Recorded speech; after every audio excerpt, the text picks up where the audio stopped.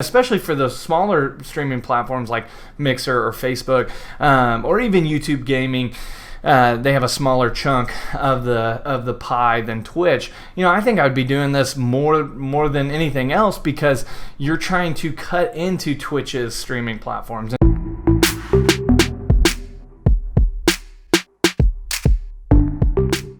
What is up, everybody, and welcome back to another episode of Comics Connor and Coffee. I do not have coffee with me today, but I do have water, so that's great. This is not a live stream. This is pre-recorded.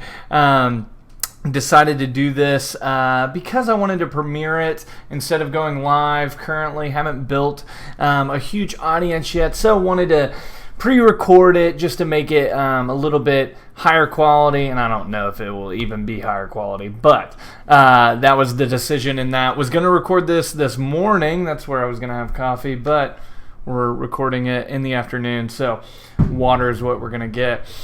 Guys, today we're going to be talking about something that came up in a Devin Nash video. I don't know if you've heard of him. I'll link to his channel down below. But he was talking about Valorant keys, or Valorant keys. I don't actually know how to say the name of the game, but he was talking about how that's hurting Twitch rather than helping Twitch. And so if you don't know, Valorant is a game by Riot Games, who makes League of Legends, and they released a beta, and to get the beta key, you had to go onto Twitch streams and watch Twitch streams to get a drop. And so anybody playing this game on Twitch had those keys enabled, and so you had people who just did 24/7 streams, and you had people just leaving their streams on to watch it. And honestly, I was one of those who just left their stream on and watched it until I got the Valorant key.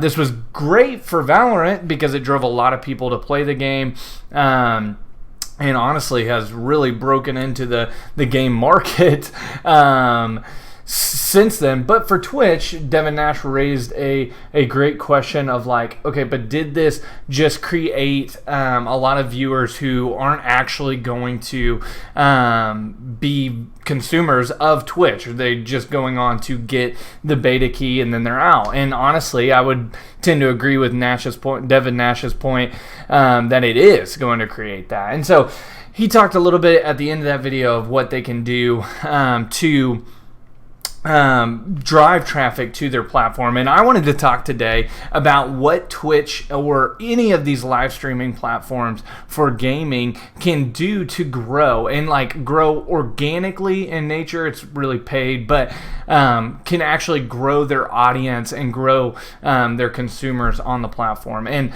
one of the things I wanted to talk about was these moments that we've seen a few times in the last few years where Drake and Ninja play together, or the Travis Scott concert on Fortnite. These moments where pop culture collides with gaming. And I think that's an important point to point out, that if you are doing an exclusive thing that people can come over and watch on, your platform, whether that's Twitch or Mixer or YouTube or Facebook Gaming.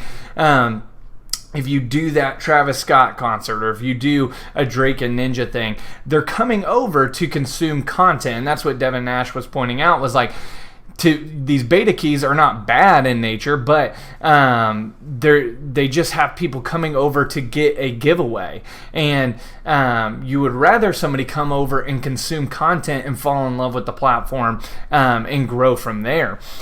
And so where pop culture collides is moments like Drake and Ninja playing. I think that was one of the biggest moments, was just you had a rapper and a gamer collide, and it grew the platform. It took Twitch to another level. And so you need moments like those. And if I'm Twitch, if I'm Mixer, and obviously this is just my opinion, I am not one of those, and I am not a head guy, and I've never run a streaming platform like that. But if I'm one of those guys, if I'm Microsoft, or if I'm Amazon or Facebook or Google, I would be trying to figure out how can I get more pop culture into these platforms and create content for those platforms. So I'd be looking at NBA players. One, I mean, you have a bunch of NBA players right now during COVID-19 streaming on Twitch. And so if I'm the platform, I would be trying to pay them to, stream with other creators who have been streaming for a long time. One, that shows love to the other creators. Two, that I think drives more content to your platform. They're tweeting out, hey, I'm streaming, Warzone, or I'm streaming Valorant, and it drives more traffic to your website, to your streaming platform. And it's causing people to to consume content rather than just show up for the keys. And so that is going to help a platform grow rather than just doing giveaways. It's just like when you're growing a Instagram or a TikTok or a YouTube channel. You can do giveaways and have people comment and like and follow, and that's great. You get a lot of followers, but are those really good followers? Like, are they people who are going to consume your content for the long haul? Probably not. Anytime I've done a giveaway in the past, there's a lot of engagement on those posts, but they don't really translate to real followers who are going to consume your content and get value from your content. And so the same is true here. But when I collaborate with other creators, then all of a sudden that becomes a piece of content that provides value for both of our audiences and can grow both of our audiences. And so that's what these streaming platforms need to do.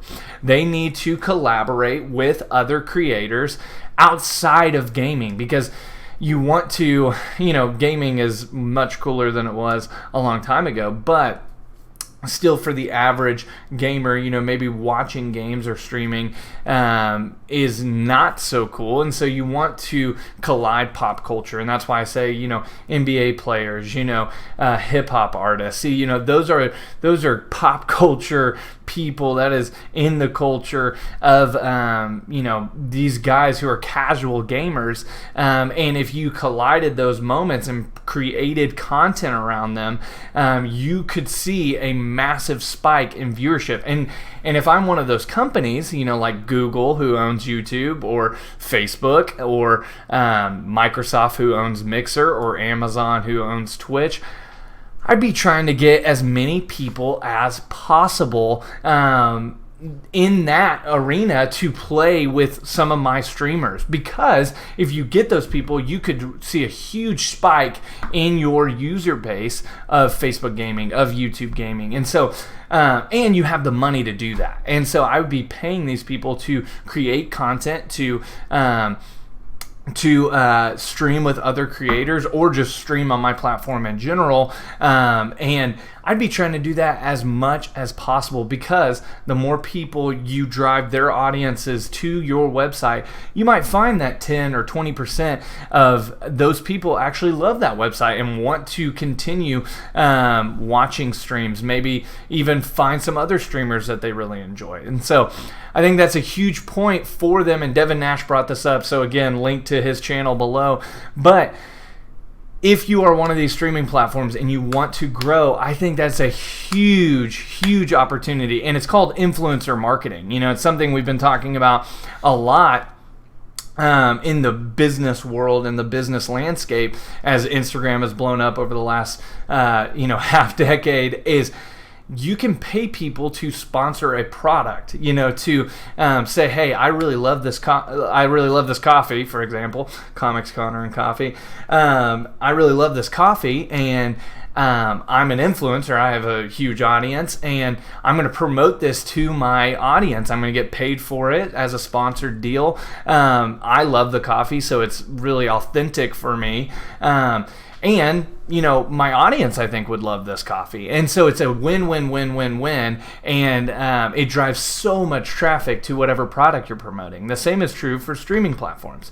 If you find a rapper or an NBA player who loves video games, and all of a sudden you do these sponsorships, and they're streaming on your platform, then all of a sudden you are you are it's influencer marketing. You're promoting your platform to their audience, and you're hopefully retaining some of those. If your platform's good enough, if your product's good enough, you are retaining some of that audience.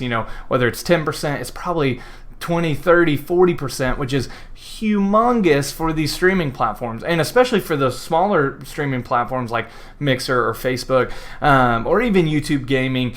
They have a smaller chunk of the pie than Twitch. I think I'd be doing this more than anything else, because you're trying to cut into Twitch's streaming platforms. And so if you have exclusive events that are happening only on your platform, you might be able to siphon some of those Twitch viewers off of Twitch and onto your platform. And so it's something that a lot of people have done in the past for their product, and I think streaming platforms need to be thinking in this way and need to start using their money that they have from Amazon and Google and Microsoft and Facebook to grow their platform to be the streaming platform. And so let's cut to a quick break, and then we will get back to this topic on how streaming platforms can grow.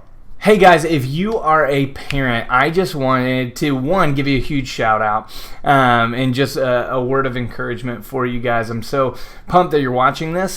Two, I wanted to just really encourage you guys to focus on your health, because your kids need it, and a lot of guys' lives, especially, and girls, but guys' lives,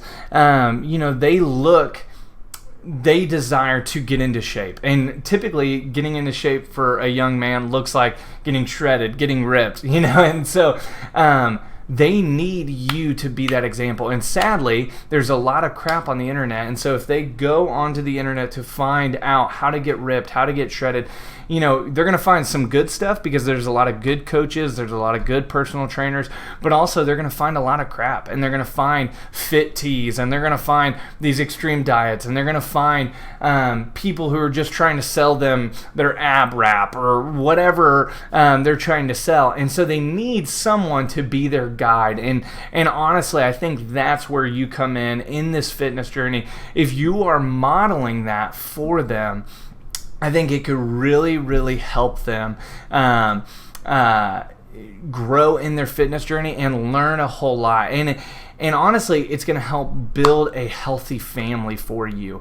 So just want to encourage you guys with that more than me helping them, I want you to help them, because you are a bigger influence in their life than I will ever be. And so just want to encourage you with that. All right, let's get back to it. That was a quick fitness break, in Comics, Connor, and Coffee. I still want to help you guys with fitness. But another point I wanted to make is I think even you see this in other genres. We're talking about gaming in this light, trying to make it into the culture, and I think it's getting there, but really break through. And I think we've seen that over the last decade in superheroes. Superheroes and comic books were always, back in the 80s and 90s and way early on, it was always a nerdy thing. It was not cool. It was not something that you talked about publicly that you were into, which is sad. I think if you're into something, you should talk about it publicly, but you just didn't back then. And so, but you fast forward to 2008, 2009, and honestly, prior to that with the Dark Knight trilogy, they used people's influence to make it cool. And obviously, they made a very good product. They made great movies through the Dark Knight trilogy with Christopher Nolan, and then obviously the MCU. They made great movies that were a great product, but they brought people in that had audiences already. They had Christian Bale, they had Heath Ledger, Morgan Freeman, they had Robert Downey Jr. They brought in these people, Scarlett Johansson, that had audiences already. And also, I think it's cool that they brought in people that were kind of on the come up. And they had Chris Hemsworth and Chris Evans, who weren't huge already. They weren't hugely popular already, but they were kind of on the come up, and they grew with them. And so the same is true for like a Twitch or a streaming platform. If you have content creators on there who are growing, but they're not the biggest stars on Twitch, you could really come behind them and support them, and you could grow with them. As their audiences are growing, your platform can grow. And so the same happened with the MCU. You had these stars who were great stars in their own right, but when they came into the MCU, all of a sudden they started growing in huge stardom, and Chris Hemsworth and Chris Evans, Tom Hiddleston, they're household names now, and so we've seen this happen where you take something that wasn't cool years and years ago, and you bring it into culture, and all of a sudden it is cool. Liking superhero movies is not a weird thing anymore, and so I think you got to do that with streaming platforms. Because watching video games is a weird deal. Like it's not something that parents are understanding. It's not something that the casual gamer probably even understands necessarily. And so, but bringing those moments in, NFL players, NBA players, hip hop artists, movie stars, bringing those people in, even like Dude Perfect, having them, they started streaming. And so promoting that, Dude Perfect Gaming, making sure that people know that you are breaching into audiences that maybe are untapped. And so I think as a streaming platform, that is something that you should do to grow your audience. And honestly, it's something that we should do if we're trying to grow our businesses. Influencer marketing is so important. And it's something, even as I'm talking right now, that I need to figure out for me. What am I going to do with Hero Academy? How can I leverage influencer marketing for Hero Academy? And I'm honestly not sure how I do that. Giving free access, paying people money to promote it if they enjoy it. I don't know. So something to figure out, I guess. So that is all I have for you guys during Comics and Connor and Coffee. Sorry. Comics and Connor and Coffee. No, Comics, Connor, and Coffee. Hope you guys enjoyed it. If you did, please smash that like button. Hit the subscribe button if you are not subscribed already. But honestly, it would mean even more to me if you would just share it with a friend if you enjoyed it. Love you guys. I'll catch you in the next episode. See you guys.